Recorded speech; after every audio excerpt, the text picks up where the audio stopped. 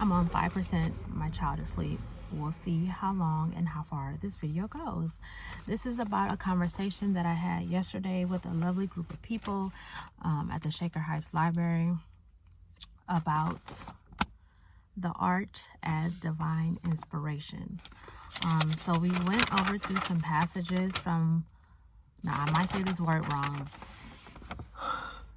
Baha'i writings. And the conversations was just so refreshing and fulfilling. Like, having your energy be refreshed and be replenished through conversation is a beautiful thing, and that's what I experienced yesterday. So what made me find that event was because I was looking for, something dedicated related to art, and the title of it intrigued me because I do find that art is deeply connected to the spiritual aspects of ourselves as well as nature, and I had mentioned in the conversation yesterday. So I'm just going to share the 3 highlights that I have on my paper. I'm not going to read y'all these passages at all. He hath entrusted every created thing with a sign of his knowledge, so that none of his creatures, so that none of his creatures may be deprived of his share in expressing. Now with this piece, this has stood out to me because, as you can see, we are all made from God. Doesn't matter what God you believe in, we are all in the form, shape, likeness of God. We are all created and granted different gifts, whether, I can't say whether it's, but we all have spiritual gifts. We all have gifts of art expression, whether that's through verbalization, whether that's through teaching, whether that's through singing, dancing, writing, poetry. I mean, art is limitless, right? Many expressions of art. And so just the fact that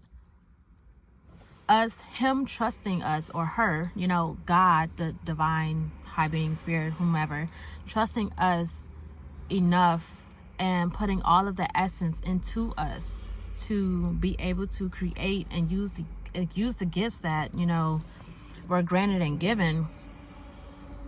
I really love the part that says none of his creatures may be deprived of his sharing and expressing. And that's what I mean by art is limitless. There are many different ways to express what you need, to express how you feel, to express what you see through art. Okay? Because when people were sharing what they did for art, for their own enjoyment of art, you had people talking about gardening, you had people talking about watercolor painting, people talking about writing books, poetry, crocheting, knitting, just a whole bunch of things, playing instruments. And so that's the thing. None of us should be deprived when it comes to expressing ourselves, even if we don't know how to do it verbally.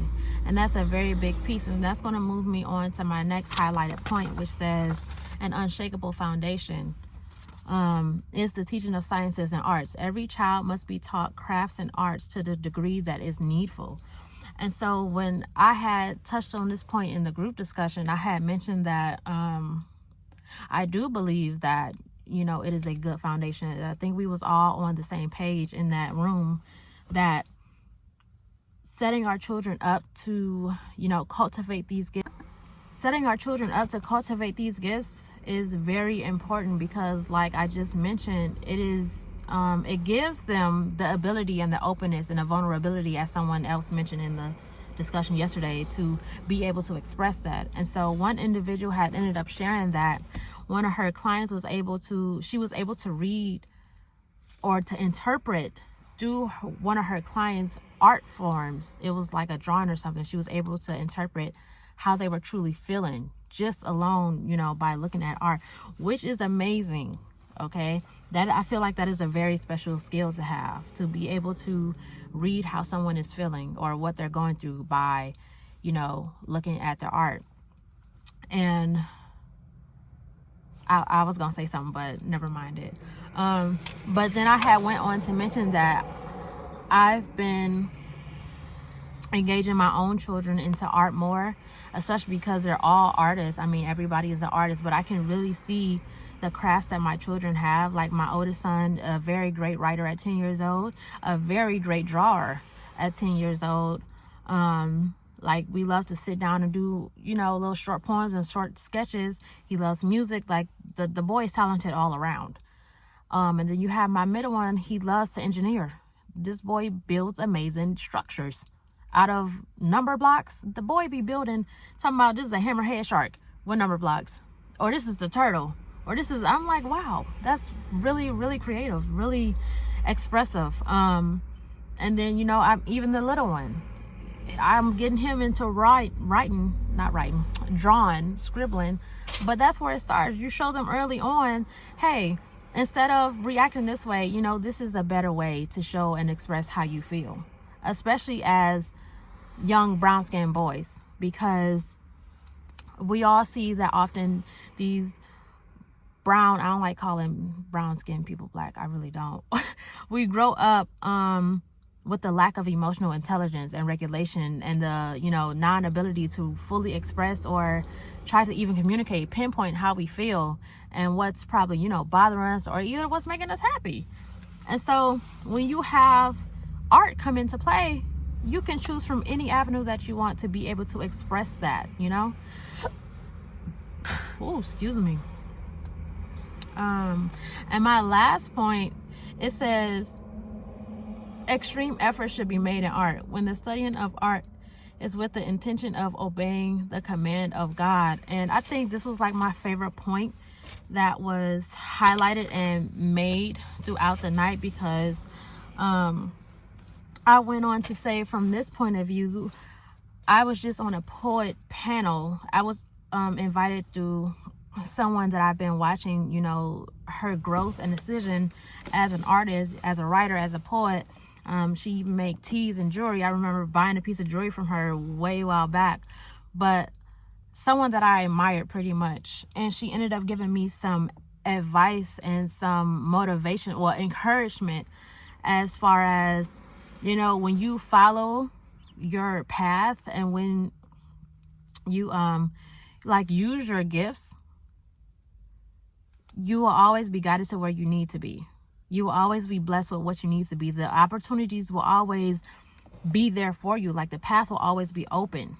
There will not be much, you know, things to get in your way or to hold you back. You know, there will be some, but nonetheless, the blessings are greater, right, than the struggles. And that also had brought me to a point of, maybe like a couple weeks ago in a different writing workshop, somebody had mentioned that they didn't want to really sell their art because of something. But I know that it was coming from a scarcity mindset, because I was relating to that. And I'm like, me coming out of a scarcity mindset like that, I understand you don't want to take people's money, right? But the thing is, there are different exchanges. You can either barter, but you can also get other exchanges, not just monetary. Is that what I want to say? Exchanges for your art. Because like I said, when you're following your path and you're using your art correctly, and you're using your art as a gift that you were giving here, you know, on this earth that you were born with, you don't have to worry about, you know, that part. You don't have to worry about that financial part. The art, your expression, your integrity behind the art, your love for the art, your passion for the art, it will show up. And that's why also it's important to be not only operating from your sacral and solar chakra, but also from your heart. That's very, very, very important. And I want to see if I can rehash some of the conversation from last night, but I don't feel nothing coming through and picking up. But I needed to share what I just shared with anybody who is an artist, but everybody is an artist. I also mentioned the fact that art is all around. Art, I said, look at this chair. Art is in this chair, a regular old gray chair. I said it was structured right. It was designed. Art is all over this room. Why? Because it's energy. Energy is everywhere. Just as energy is always existing, just as nature is always existing, art is always existing. Art is in nature. Nature and art is connected. We are connected to nature. I'm like, everything is it's interconnected. I was like so excited when I started talking about that, because I mean, even if you look at trees, I just seen a tree today on a nature walk. I'm looking at the bottom of the tree, and I like to watercolor paint women's bodies in connection to nature. So I'm looking at the tree and I'm like, the bottom of the tree looks like it has stretch marks, like the stretch marks that are on my back. I was like, see what I'm saying? The art is everywhere. Look at the animals that were created. You got tigers with stripes. You got birds with certain patterns, the colorful feathers. I mean, it is nonstop. And so I know that this is a year for artists to really pop out and strut their stuff and, you know, just expand in the art world. Art is becoming more of life because art is a beautiful, creative, healthy, healing expression. Just remember something else that was brought to the discussion yesterday. Somebody mentioned that they used to feel unproductive when they first started doing art, and I'm like, I relate. But they worded it in a different way, and then I asked, did you feel unproductive, you know, while working your way to building the consistency of creating art? And she was like, yeah, but naturally for her it felt like she was also still doing something because she couldn't do much. She had mentioned from having a surgery.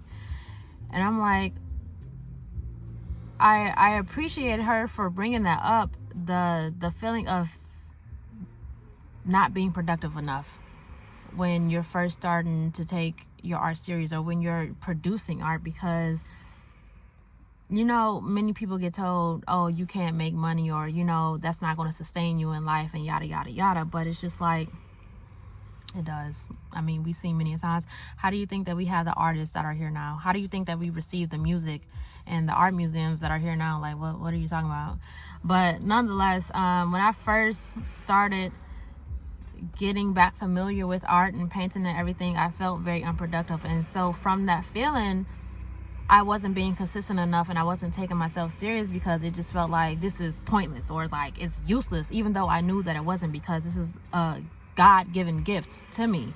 And our God-given gifts are not useless at all. They're very purposeful, and they're very, you know, needed to not only help ourselves but help other people, especially in their healing. And that was something else that was mentioned yesterday, because a lady shared, and I hope they don't mind me sharing these little snippets, but she had shared that she was writing for herself, and I guess she was like writing a book as well.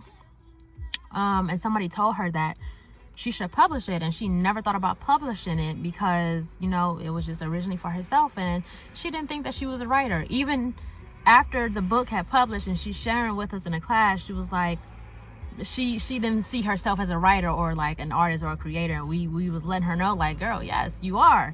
And so I thought that was beautiful that she shared that, because I asked her, I said, do you believe that, you know, you probably have a gift of transparency, because that's what I have as well. Like, I'm here to share my experiences. Like, I could just, you know, keep the journal entries and everything to myself that I went through, but it is really healing and therapeutic for somebody else to hear your story because they relate or they've been through the same thing. Oftentimes on a universal level, we are just about going through the same damn things, and so it's up for certain people to be able to speak up and speak out about that, to help the next person, to help the next bunch of people. This is how communities get created, and this is how the healing keeps happening, by you doing your part, by you following your gifts and allowing your gifts to take you and ignite you and, you know, keep ascending you to the next level. So I think that is all I got. But is it? It is. Wait, also I wanted to add that there was another lady who was talking about how during COVID she had developed the discipline and consistency of building herself up to do yoga on her mat every day, or just sitting on her mat. She said it didn't matter if I just had my cup of coffee and was just, you know, sitting on my mat. She made sure that she got to that mat every day. And so now she can't, you know, she doesn't wake up without getting to her mat in the morning. I was like, that is very inspirational. And I'm like, I understand, because I just started taking my art serious this year, and I had just got a reading telling me, hey, it's time to be more serious about your shit. And that's where the discipline comes in, but also the feeling of not, you know, thinking that you're not being productive enough. For me, with the consistency of art, I just signed up to wake up in the morning, 6 a.m., to join a Zoom link that is open for writers, to like hold space and hold accountability for us to wake up in a different way instead of, you know, possibly jumping straight to the phone. So I set a goal for myself to wake up every day at 6 a.m. and make sure that I go downstairs to, you know, join the Zoom link so that I can start writing. Because not only am I supposed to be writing a book, I have to finish my guided journal. I have lots of shits to do, okay? And so that's the thing when it comes to consistency. Make sure that you find something that resonates the most with you so that you can stick to it and see, you know, your gifts bring things into fruition. And boom, that's really all I got. If you resonated with this, if you agree with me, let me know in the comments. Please engage. I do love engagement. And thank you for listening. I cannot wait for this next discussion. If you're from Cleveland, Ohio, they have these type of discussions. I think they're like, you know, spirit-filled discussions. Every Monday at Shaker Heights Library. I mean, you can find it on Eventbrite, I think. I don't know. I found this one because I was looking for art. But yeah, thank you for listening, and peace. Make sure to subscribe.